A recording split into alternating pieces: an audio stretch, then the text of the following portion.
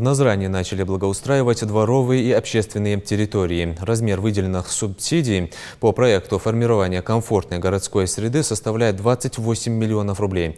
Как осваивают денежную субвенцию и на какой стадии сейчас находятся работы, узнавала Светлана Томова.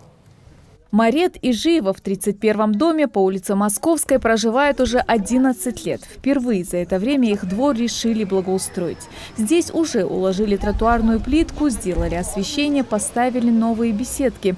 Такие изменения начались с одобрения самих жильцов. Ведь одно из главных условий проекта – инициатива граждан.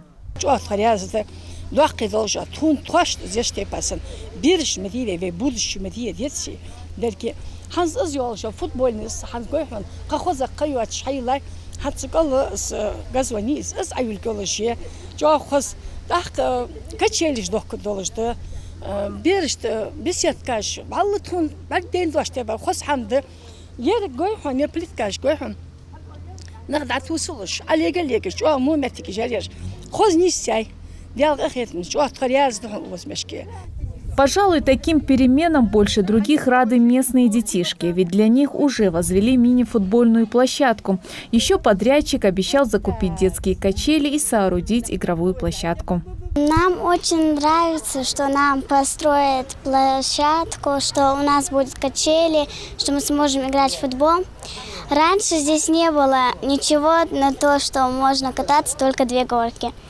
И вот когда мы узнали, что здесь построят площадку, нам было очень весело. Ну, не весело, мы очень обрадовались.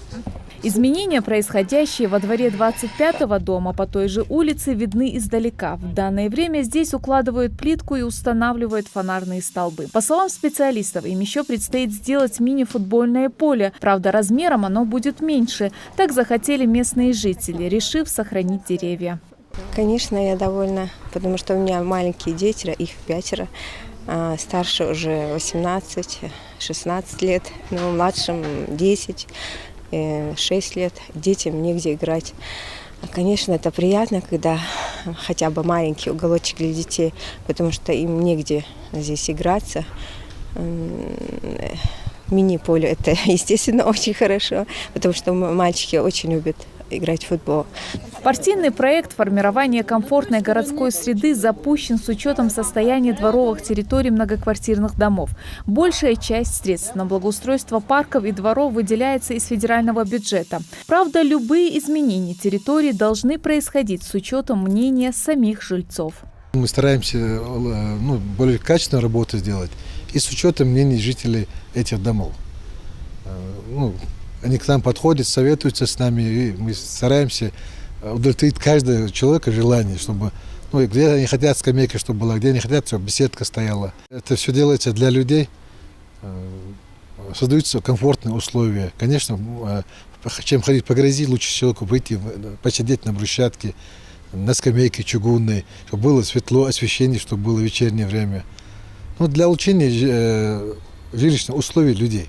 Выделенные на Назране средства, а это около 28 миллионов рублей, пойдут на благоустройство нескольких дворовых территорий и 1 сквера. Проект единороссов направлен на поэтапное благоустройство дворовых территорий и знаковых мест массового отдыха. Благодаря проекту до конца года жильцы многоквартирных домов в республике смогут с удовольствием проводить свободное время в своих уже благоустроенных дворах. Светлана Томова, Майрбек Миржоев. Новости 24.